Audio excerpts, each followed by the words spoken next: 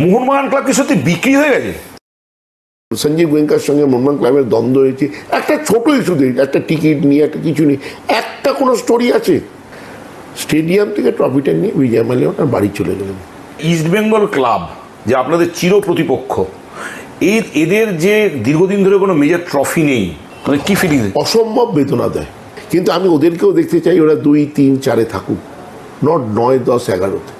যে ট্রফি এলো কিন্তু ইস্টবেঙ্গল মাঠে রাজ্যের ক্রীড়ামন্ত্রীকে দেখা গেল, আপনাদের বার পুজোর দিন রাজ্যের ক্রীড়ামন্ত্রীকে দেখা গেল না। এটা সামনে তো ভোট আসছে, ক্লাবের ভোট, এবার তো প্রতিপক্ষ খুব কঠিন, তার মধ্যে আবার এই ধরনের ঘটনা ঘটে গেছে। এটা কি দেবাশিস দত্তকে একটু নার্ভাস করে দিচ্ছে?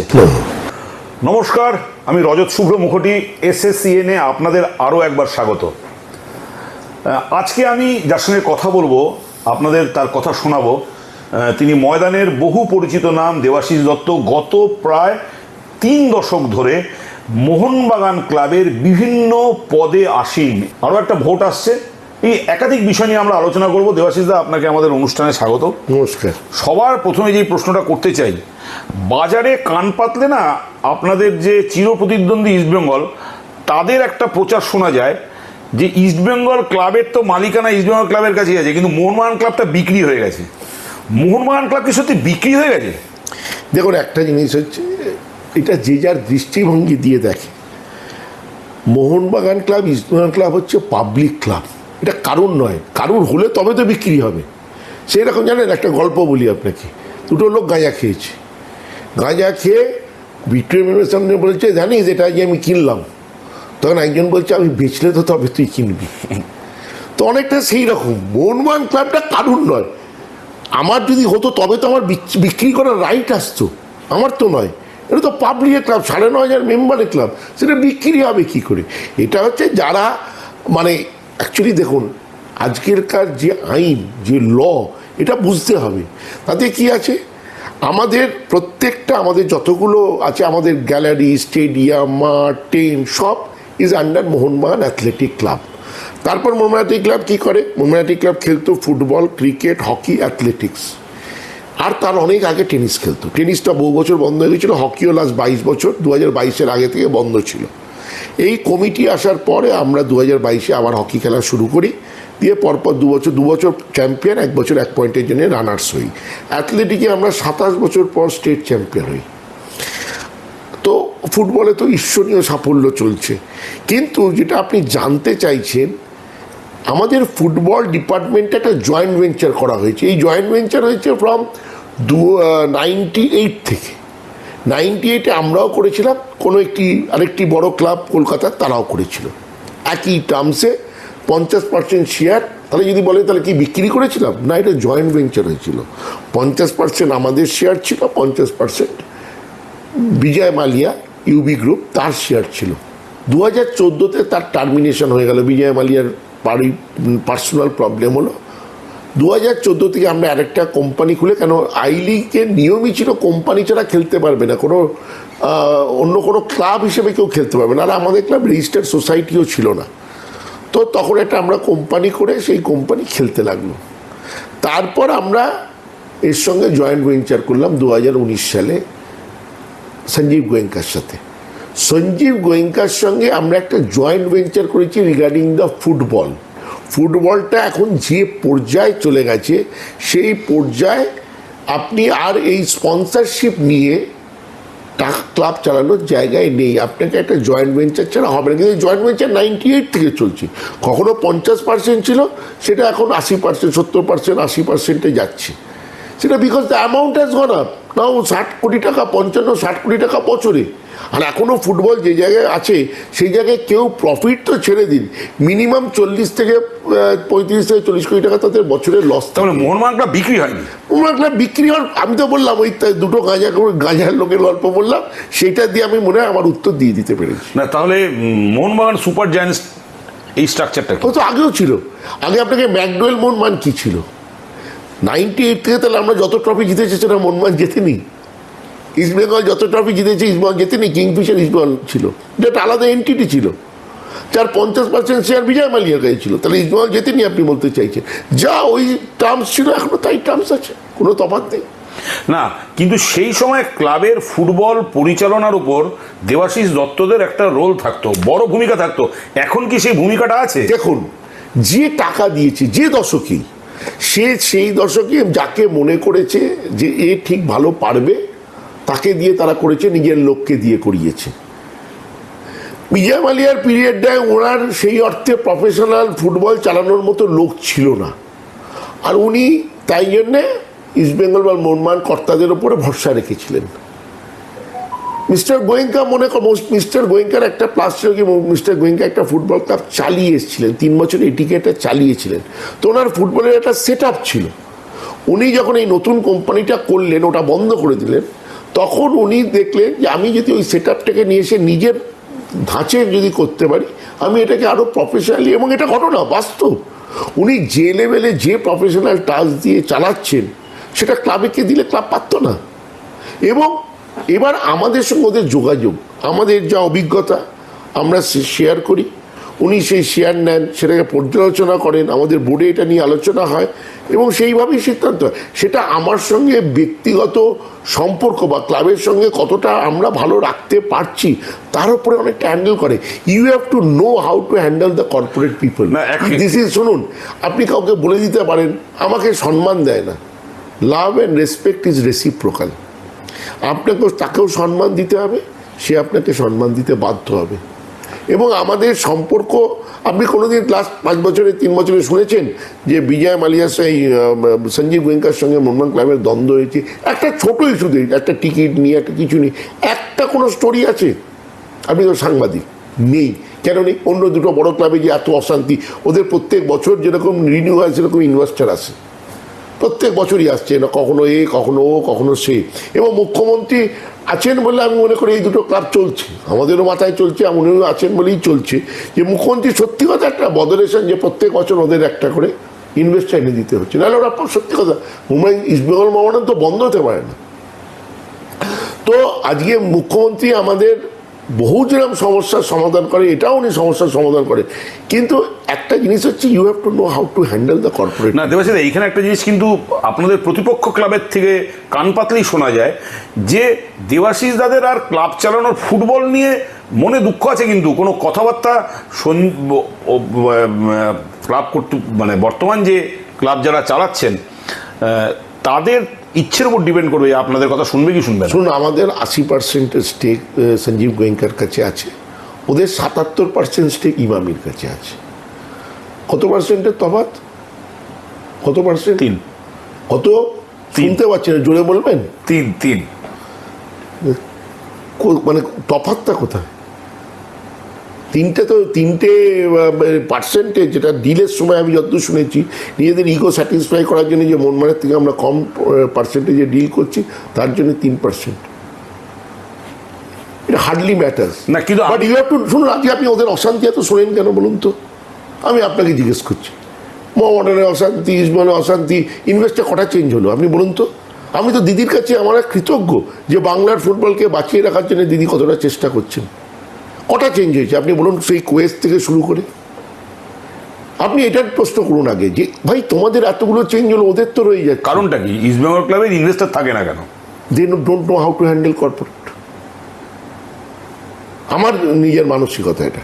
এটাই তো বলছে যে আত্মমর্যাদা বিক্রি করে দিয়ে নাকি মোহনবাগান ক্লাব কর্পোরেট হ্যান্ডলিং শিখেছে। শুনুন, দেখুন, এটা নিয়ে আমার বক্তব্য বলাটা ঠিক নয়, তবে ঘটনাচক্রে আমার প্রফেশনটা তো ময়দান নয়, আমার নিজস্ব একটা ব্যবসা আছে, আমি তার আমি নানা চেম্বারের সঙ্গে জড়িত। আমি বেঙ্গল চেম্বারের প্রেসিডেন্ট ছিলাম, আমি এখন সিআইএর চেয়ারম্যান স্টেটের, ওয়েস্ট বেঙ্গল স্টেটের। তাতে আমার সুবিধা কি হয়েছে, আমি প্রত্যেক দিন কর্পোরেটের সঙ্গে উঠবোস করছি। তাতে আমার তাদের নেচার, তাদের মানসিকতা, তারা কীরকমভাবে চলতে চায়, নিজের সম্মান রেখে তারা তুমি কিভাবে তাদেরকে নিয়ে চলবে, সেগুলো তো আমি শিখছি, শেখার কোনো শেষ নেই। আমার মনে হয় কাউকে ছোট না করে আমি প্রত্যেক দিন চেষ্টা করি যে আমার যেখানে ভুল আছে সেটাকে কীভাবে রেকটিফাই করা যায়, অন্যর থেকে শিখি। আমি আপনার থেকে শিখি, আমার ধরুন 19 বছর বয়সের একটা বাচ্চা ছেলে আসবে, আমি তার থেকেও শিখি, আমার শেখার কোনো শেষ নেই, কারণ আমি তার প্লাসটা নেওয়ার চেষ্টা। আচ্ছা দেবাশিস, ইস্টবেঙ্গল ক্লাব যে আপনাদের চির প্রতিপক্ষ, এদের যে দীর্ঘদিন ধরে কোনো মেজর ট্রফি নেই বা ক্লাবটার একটা অবনমন ঘটেছে, এটা কি আপনাকে কোনো রকম মানে কি ফিলিং? অসম্ভব বেদনা দেয়। দেখুন, আমি একটা কথা পরিষ্কার বলছি, ইস্টবেঙ্গল আমার 90 মিনিটের ডেফিনেটলি ওর থেকে বড় শত্রু আমাদের কেউ নেই ওই 90 মিনিটের জন্য। কিন্তু ইস্টবেঙ্গল ক্লাবকে আমি প্রচণ্ড সম্মান করি, কারণ আমি মনে করি মোহনবাগান ইস্টবেঙ্গল একে অপরের প্রয়োজন। এই যদি ইস্টবেঙ্গল না থাকে, মোহনবাগানের অস্তিত্ব বিপন্ন হবে একটা দিন। ইস্টবেঙ্গল যদি না থাকে মোহনবাগান হবে, মোহনবাগান যদি না থাকে ইস্টবেঙ্গল হবে। এই দুজন বাংলা নয়, ভারতীয় ফুটবলের দুটো পিলার। এই পিলার নড়বড়ে হলে সেটা ফুটবলের পক্ষে ক্ষতি। কেউ সেটা ও যদি স্ট্রং হয়ে গেল, আমি নড়বড় করলাম। শুনুন, অন্যের ঘর যখন জ্বলে আপনি যদি আনন্দ পান, জানবেন কালকে আপনার ঘরও জ্বলবে। কিন্তু আমি আনন্দ পাই না। হ্যাঁ, ডেফিনেটলি যদি ইস্টবেঙ্গলের সঙ্গে খেলা থেকে আমি জিততে চাই, টুর্নামেন্টে চ্যাম্পিয়ন হতে চাই ডেফিনেটলি, কিন্তু আমি ওদেরকেও দেখতে চাই ওরা 2, 3, 4-এ থাকুক, নট 9, 10, 11-তে। আমি আপনারা বলবেন দেবাশিস দত্ত হয়তো বানিয়ে বলছে, পাবলিককে করার জন্য বলছে, একদমই না। আমি আমার মনের কথাটা বলছি। ডেফিনেট আপনি যদি বলেন আপনি কি ওদের সাফল্য চাইছেন, ডেফিনেট 2, 3, 4 এক আমিই হব, সেখানে আমি কোনো কম্প্রোমাইজ করব না। মানে আমি ওদেরকে এত ভালোবাসি যে ওদেরকে এক করে দিয়ে আমি নিজে 2 হব, অতটা আমি বড় মনের নেই। আমি 1 হব, ওরা 2, 3, 4-এর মধ্যে থাকে। ওরা যেন 9, 10, 11 না হয়, এটা আমাকে কাছে খুব বেদনা দেয়। ওরা হচ্ছে না, এটা কে হচ্ছে জানেন? বাংলার ফুটবল হচ্ছে, কলকাতা ময়দান হচ্ছে। লাস্ট 5 বছর ধরে যবে থেকে আইএসএল খেলছে, ওটা 9-এর উপরে উঠতে পারেনি। এটা বেদনা দেয় না আপনাকে? আমাকে তো প্রচন্ড। আপনি ইস্টবেঙ্গল, আপনি তো ক্লাব চালান, ইস্টবেঙ্গলের অসুখটা বলতে পারবেন কি?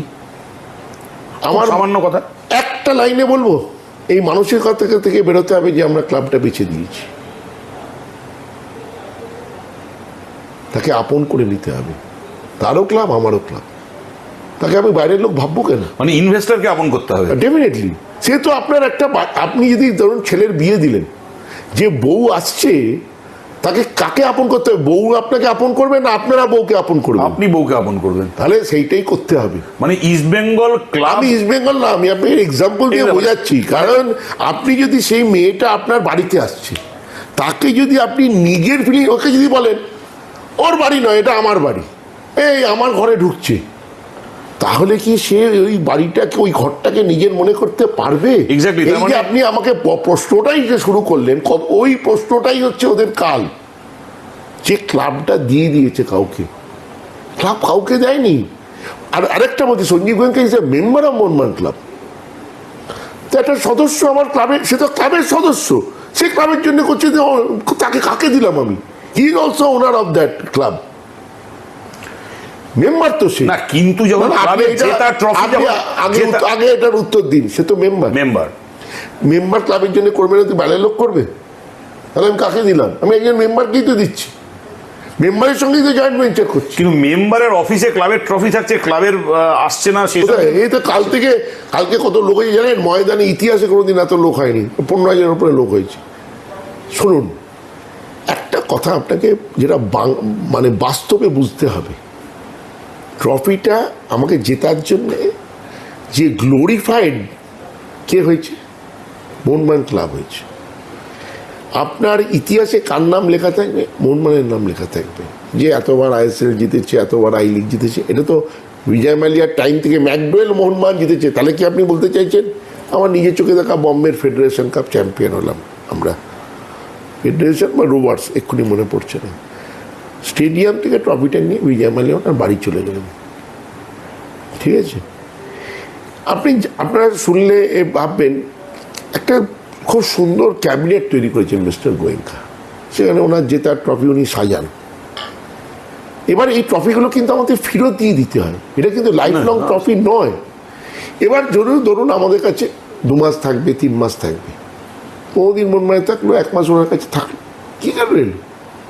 মোহনবাগান সাপোর্টার মেম্বার ইতিহাসে কিন্তু শুনুন, আমার কাছে যে ট্রফি আসে, আপনাকে আমি একটা জিনিস বলছি, আপনি একদিন ক্লাবে আসুন, আমাদের ক্লাবে প্রত্যেকটা ট্রফির রেপ্লিকা থাকে। আমি 15 বার রোয়াজ দিয়েছি, তো রোয়াজ কাপ কি 15টা সাজানো থাকবে? হতে পারে না তো। আইএসএল কাপ আমরা 2 বার জেতা হয়ে গেল, তা আইএসএল কাপ কি 2টো থাকবে? আমাদের ওখানে প্লাক আছে। মোহনবাগান এত জেতে না, মোহনবাগানের পক্ষে ট্রফি রাখা সম্ভব নয়। মোহনবাগান জেতে প্রচণ্ড, চ্যাম্পিয়ন হয় প্রচণ্ড, তো এই ট্রফির বন্যা হয়। এই যে কালকে বলেছে যে ট্রফির বাগান, মোহনবাগান নয়, নাম পাল্টে যাবে এখন ট্রফির বাগান। লোকে দেখে ঈর্ষা হয় বলে সেসব কথা বলে, কিন্তু ইতিহাসে এটা কি লেখা থাকবে যে মোহনবাগান 2025 আইএসএল কাপ জিতেছিল। আচ্ছা, আরেকটা জিনিস খুব খুব আলোচনার মধ্যে আছে যে ট্রফি এলো কিন্তু ইস্টবেঙ্গল মাঠে রাজ্যের ক্রীড়ামন্ত্রীকে দেখা গেল, আপনাদের বার পুজোর দিন রাজ্যের ক্রীড়ামন্ত্রীকে দেখা গেল না। এটা কি ফাইনাল ম্যাচের দিনও তিনি না, এটা অসম্ভব বেদনা দেয় এবং দুঃখের। আমি তো প্রচণ্ড কষ্ট পেয়েছি এটাতে। দেখুন, দুর্ভাগ্যবশত আমি এক্সপেক্ট করতে পারিনি এফএসডিএল এর মতো একটা কর্পোরেটের কোম্পানির কাছ থেকে এই ধরনের একটা ভুল। এফএসডিএল গত এই ম্যাচটার ওরা ফাইনাল ম্যাচ বলে এটা ওরা হোস্ট হয়, ক্লাব হোম টিম হোস্ট হয় না। আমার কাজ ছিল সেদিন ওখানে যা গিয়ে খালি খেলা, মাঠ বুক করা থেকে, মাঠে টাকা দেওয়া থেকে, ডেকোরেটর ঠিক করা থেকে, যাবতীয় যা এফএসডিএল এটা এফএসডিএল করেছে। এবার আপনার মেয়ের বিয়ে হচ্ছে, ঠিক আছে, আমি নিমন্ত্রিত, আমার যাওয়া ওখানে খাওয়া, আমি নিমন্ত্রিত, তাহলে আপনার কি অধিকার আছে নিমন্ত্রণ করার কাউকে? এক। দ্বিতীয় হচ্ছে, তা সত্ত্বেও অরূপদা আমাদের খুব নিজের লোক, বাড়ির লোক একদম, অরূপদা মনমানের লোক। অরূপদাকে আমি খেলা দুদিন আগে নিজে ফোন করি, কারণ আমি লিখে তো ইনভাইট পাঠাতে পারি না। আপনি বলুন না, লিখে পাঠানোর কি আমার অধিকার আছে? নেই। আমি ফোন করি, দাদা তুমি এসো। তাই না, দাদা তুমি কিন্তু নিশ্চয়ই আসবে, তুমি আমাদের লাকি চাম। বললো যে না, আমি যাব না। আমি বললাম না, তোমাকে আসতেই হবে। বলে আচ্ছা ঠিক আছে দেখি। খেলার দিন মোহনবাগান সুপার জায়ান্ট থেকে বিনয় চোপড়া ফোন করে। তারপরে আমি এটা নিয়ে এফএসডির উপরে প্রচণ্ড প্রেশার ক্রিয়েট করতে থাকি আগের দিন থেকে। ওরা কিছুতেই রাজি হচ্ছিল না। ওদের যে বক্তব্য, দেখুন আমি এই বক্তব্যটা বলছি কিন্তু সত্যি মিথ্যে আমি জানি না। ওদের যে বক্তব্য 2024 সালে যে আইএসএল কাপ হয়েছিল কলকাতাতে, যার ফাইনাল হয়েছিল কলকাতাতে, মোহনবাগান সেই ফাইনালটায় গিয়ে হেরে গেছিল। সেই ফাইনালটায় অরূপবাবু গেছিলেন এবং ওদের বক্তব্য অনুযায়ী যে অরূপবাবুকে কোনো চিঠি দিয়ে ইনভিটেশন করা হয়নি, অরূপবাবু গেছিলেন এবং প্রাইজও দিয়েছিলেন। তো সেটা আমি জানি না, কেন ওরা হোস্ট ছিল, ওরা কি চিঠি দিয়েছে, কি ফোন করেছে, দেয়নি, আমার জানা নেই। তাই বললাম তুমি এবার দিয়ে রাখো। বলে আগের বার দিনে আমরা এটা জানিই না। তখন এই নিয়ে আমার প্রচণ্ড দেশে অশান্তি হয়। তারপরে লাস্ট ওরা বাধ্য হয়ে 11:30টার সময়, খেলার দিন 11:30টায় করে। এটা অপমানজনক। আপনি যদি বলেন এটা কি অপমানজনক, ডেফিনেটলি। কিন্তু এফএসডিএল ওপর রাগে উনি আমাদেরকে শাস্তি দিলেন কালকে না এসে, মানে বার পুজোর দিন না এসে। এটাতে আমাকে প্রচণ্ড আঘাত পেয়েছি, আমি প্রচণ্ড কষ্ট পেয়েছি। আমি অরূপদা আমাদের বাড়ির লোক, আমি ধীরে ধীরে চেষ্টা করছি তার অভিমান ভাঙানোর। আশা করি উনি অভিমান ভাঙিয়ে আমি ক্লাবে নিয়ে আসতে পারব। ইন্টারভিউ শেষের দিকে চলে এসছে দেবাশিস দা, এই যে রাজ্যের শাসক দলের ক্রীড়ামন্ত্রীর অভিমান, এই একটা ভুল বোঝাবুঝি হয়েছে, সামনে তো ভোট আসছে, ক্লাবের ভোট, এবার তো প্রতিপক্ষ খুব কঠিন, তার মধ্যে আবার এই ধরনের ঘটনা ঘটে গেছে। এটা কি দেবাশিস দত্তকে একটু নার্ভাস করে দিচ্ছে? না, এবং জীবনে আমি ছোটোবেলা থেকে এত লড়াই করেছি, আমি সেই অর্থে আমার কোনো ট্যাগ লাইন নেই যে এনার ভাই, ওনার ছেলে, ওনার ভাইপো, এরকম কোনো আমার ট্যাগ লাইন নেই। আমি নিজেই একাই লড়াই করে করে করে করে আজকে এই জায়গায় উঠে এসেছি। এবং আমাকে টুটুদা, অঞ্জনদা প্রচুর কিছু শিখিয়েছে, যেখান থেকে আমি শিখে, আমি যেটা বললাম সবার থেকে শিখেছি। আমি নার্ভাস হই না, কারণ নার্ভাস হই না একটাই কারণে, দেখুন কোনো চেয়ার, আমার এই অফিসের চেয়ারটা ছাড়া কোনো চেয়ার কোনো দিন পার্মানেন্ট হতে পারে না। আপনি যদি ভেবে পেলেন যে এই চেয়ারটা আমায় কেউ সরাতে পারবে না, তাহলে আমার চেয়ে মূর্খ লোক পৃথিবীতে নেই। আমায় ধরুন সিআইআই আমি এখন চেয়ারম্যান আছি, 1 বছরের টার্ম, পরের বছর তো আমি চলে যাব। আমি কি ভাববো না এই চেয়ারটা, আমি সিআইআই চেয়ারম্যান, আমি জীবনভর থাকবো? এই বছর আমাদের 3 বছরের টার্মে, এই লাস্ট 3 বছরের টার্মে মোহনবাগানের সাফল্য বলুন আর কাজের জোয়ার বলুন, অভাবনীয়, ঈর্ষণীয় বলতে পারেন। এই যে অভাবনীয় জোয়ার, ঈর্ষণীয় জোয়ার এই কমিটি করেছে, আমি করিনি। আমি একদম হাত তুলে বলছি, আমার একার কৃতিত্ব কোনোভাবে নয়, পুরো কমিটির কৃতিত্ব। আমার বক্তব্য একটাই, যে সদস্যরা তো সব দেখেছেন যে এই যে কমিটি এত কাজ করলো, তারা সরবে এটা কেন? আপনাকে তো একটা যুক্তি দিতে হবে যে এই জন্য এদেরকে সরে যেতে হবে। কিন্তু বসু পরিবারেও তো ক্লাবের ওপর বিরাট কন্ট্রিবিউশন আছে। টুটুবাবুর কন্ট্রিবিউশনের কোনো তুলনা নেই, কোনো তুলনা নেই। কন্ট্রিবিউশন তো 100% আছে, তাই জন্য তো উনি প্রেসিডেন্ট আছেন। ওনার ছেলে ভাইস প্রেসিডেন্ট, আপনারা এটা জানেন না? ওনার ছোট ছেলে সৌমিক বোস ক্লাবের ভাইস প্রেসিডেন্ট এবং টুটু বোস নিজে প্রেসিডেন্ট। ডেফিনেটলি ওনার আছে, 200% ওনার আছে। আমি টুটুবাবুকে অস্বীকার করবো, আজ নয়, এই 90 দশক থেকে ওনার আছে। টুটুবাবু একটা পিলার অফ মোহনবাগান, তার থাকবে না, এটা হতে পারে না, এটা তো হওয়ার নয়। আর আপনি যাকে মিন করছেন সে কিন্তু নিজে পদত্যাগ করেছিল, আপনি জানেন কিনা জানি না। 2021 সালে সে জেনারেল সেক্রেটারি ছিল, পদত্যাগ করেছিল। সেটা পদত্যাগ কেন করেছিল? পদত্যাগ তো আমি করে আইনি। তারপরে ইলেকশন হয়েছে, আমি এসেছি, জেনারেল সেক্রেটারি হয়েছি, টুটুবাবু প্রেসিডেন্ট হয়েছেন, ওর ভাই ভাইস প্রেসিডেন্ট হয়েছে। তো আপনি একটা বলছেন যেন টুটুবাবুর অবদান আছে, তাহলে টুটুবাবুর থাকা আর ওর ভাইয়ের থাকাটা অন্যায়, এটাই আপনি ঘুরিয়ে বলতে চাইছেন। আমি বলতে একমাত্র না, আপনি বলতে চাইছেন টুটুবাবুর অবদান আছে একমাত্র উনিই থাকতে পারবেন, আর কেউ থাকতে পারবেন ওই পরিবার থেকে, এটাই আপনি বলতে চাইছেন। আমি বলতে চাইছি যে আপনার যেরকম কন্ট্রিবিউশন আছে তেমনি টুটুবাবুর তো বিরাট কন্ট্রিবিউশন। টুটুবাবুর কন্ট্রিবিউশন আমার থেকে অনেক বেশি আছে। টুটুবাবুর কন্ট্রিবিউশন মানে কি, ধরুন টুটুবাবুর 2 ছেলে, টুটুবাবুর 2 ছেলে হলে এক ছেলে যদি থাকে তাতে সেই এক কন্ট্রিবিউশনের সম্মান দেওয়া হচ্ছে না। ওই ছেলেই থাকলে তবেই সম্মানের, এই ছেলে থাকলে সম্মান নয়, এটার আমি এই মানেটা আমি বুঝতে পারছি না। আমি এটাই আসতে চাইছি, এটাই আপনি আমাকে উত্তর দিন, এটা আমার প্রশ্ন। আমি এটাই আসতে চাইছিলাম যে আপনি যে আপনার কন্ট্রিবিউশনের মাধ্যমে আপনি যে সদস্যদের ভোট চাইছেন, সেম ভাবে তো আপনার প্রতিপক্ষ সেইভাবে ভোট চাইতে পারে। যে কারণ কন্ট্রিবিউশন নিয়ে তো চাইছি না, আমি এই কমিটির কাজের জন্য চাইছি। আমার কোনো কন্ট্রিবিউশন নেই, আমার কন্ট্রিবিউশন সবচেয়ে কম। কন্ট্রিবিউশন পুরো আমার এই 3 বছরের কমিটির, তাদের জন্য ভোট চাইছি। আমার কন্ট্রিবিউশন সবচেয়ে কম। আত্মবিশ্বাসী কোনটায়? জয় পাওয়া। যখন দেখুন খেলতে যখন নেমেছি, মোহনবাগান খেলতে নামে জেতার জন্য, চ্যাম্পিয়ন হওয়ার জন্য, রানার্স হওয়ার জন্য না। খেলতে যখন নেমেছি তখন তো ম্যাচ বার করবোই। লাস্ট প্রশ্ন, যে ভারত সেরা তো এখন ভারতের আগে পিছিয়ে কাউকে দেখা যাচ্ছে না মোহনবাগানের, নেক্সট কি মানে? ডেফিনেটলি দেখুন, আমরা যখন আপনাকে জানাই এটা, কেউ বলে, কেউ স্বীকার করে, কেউ স্বীকার করে না, আমার স্বীকার করতে কোনো লজ্জা নেই। এই মোহনবাগান সুপার জয়েন্ট হওয়ার পেছনে, মানে এটিকে মোহনবাগান হওয়ার, সুপার জয়েন্ট না, এটিকে মোহনবাগান হওয়ার পেছনে সঞ্জীব গোয়েঙ্কার 3 জনের সবচেয়ে বড় ভূমিকা ছিল। একজনের নাম টুটু বোস, একজনের নাম সঞ্জয় বোস, একজনের নাম দেবাশিস দত্ত। এই 3 জন না থাকলে এই চুক্তিটা হতো না। এবং চুক্তিতে সই করে 2 জন লোক, একজনের নাম সঞ্জয় বোস, একজন দেবাশিস দত্ত। কিন্তু টুটুবাবুর ভূমিকা ছিল।